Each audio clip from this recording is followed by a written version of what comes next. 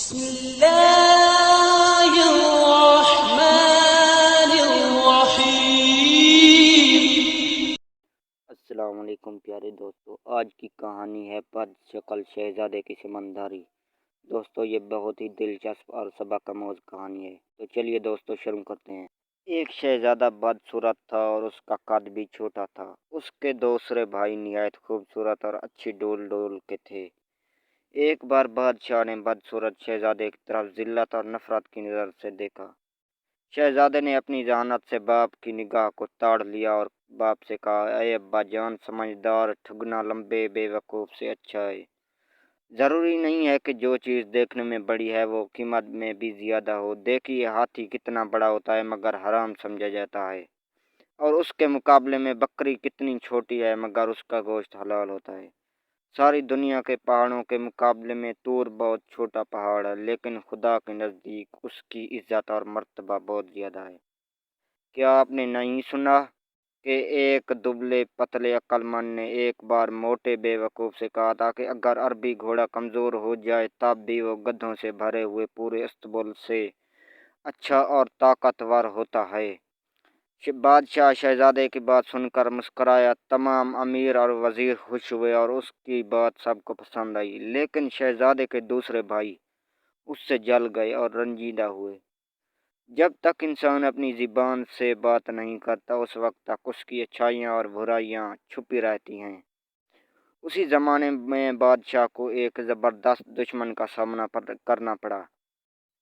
جب بادشاہ کی طرف کی فوجیں آمنے سامنے آئیں اور لڑائی شروع کرنے کا ارادہ کیا تو سب سے پہلے جو شخص لڑنے کے لیے میدان میں نکلا وہی بدصورت شہزادہ تھا، اور اس نے پکار کر کہا، میں وہ آدمی نہیں ہوں کہ تم لڑائی کے دن میری پیٹھ دیکھ سکو۔ میں ایسا بہادر ہوں کہ تم میرا سر خاک اور خون میں لتھڑا ہوا دیکھو گے، یعنی میں دشمن لڑتے لڑتے جان دے دوں گا مگر ہمت نہ ہاروں گا۔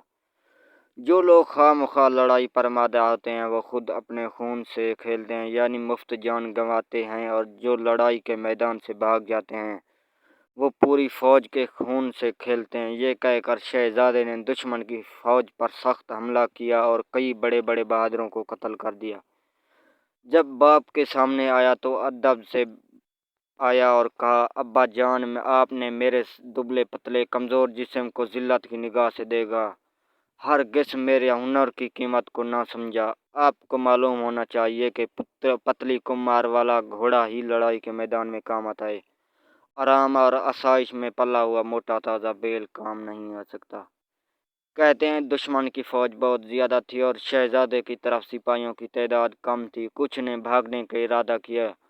شہزادے نے ان کو للکارا اور کہا، اے بہادروں، کوشش کرو اور دشمن کا مقابلہ کرو یا پھر عورتوں کا لباس پہن لو۔ اس کی بات سن کر سپاہیوں کی ہمت بڑھ گئی اور سب دشمن کی فوج پر ٹوٹ پڑے اور اس کو مار بھگایا اور دشمن پر اسی دن فتح حاصل کی۔ بادشاہ نے شہزادے کو پیار کیا اور اپنی گود میں بٹھایا، اور روز بروز اس سے محبت بڑھنے لگی اور اس کو اپنا ولی عہد بنا دیا۔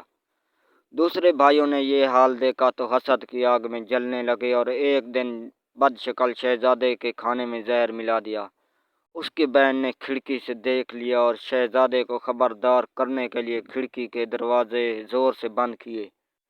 شہزادہ اس کی آواز سے چونک پڑا اور اپنی ذہانت سے سمجھ گیا کہ دال میں کچھ کالا ہے۔ کھانا چھوڑ دیا اور کہنے لگا، یہ تو نہیں ہو سکتا کہ ہنر مند لوگ مر جائیں اور بے ہنر زندہ رہیں۔ اگر ہم دنیا سے ختم ہو جائیں تب بھی کوئی شخص الو کے سائے میں آنا پسند نہ کرے گا۔ باپ کو اس واقعے کی اطلاع دی گئی تو اس نے شہزادے کے سب بھائیوں کو بلایا، ان کو مناسب سزا دی۔ اس کے بعد ہر ایک کو اپنے ملک کا ایک حصہ دے دیا تاکہ آپس میں جھگڑا فساد نہ کریں۔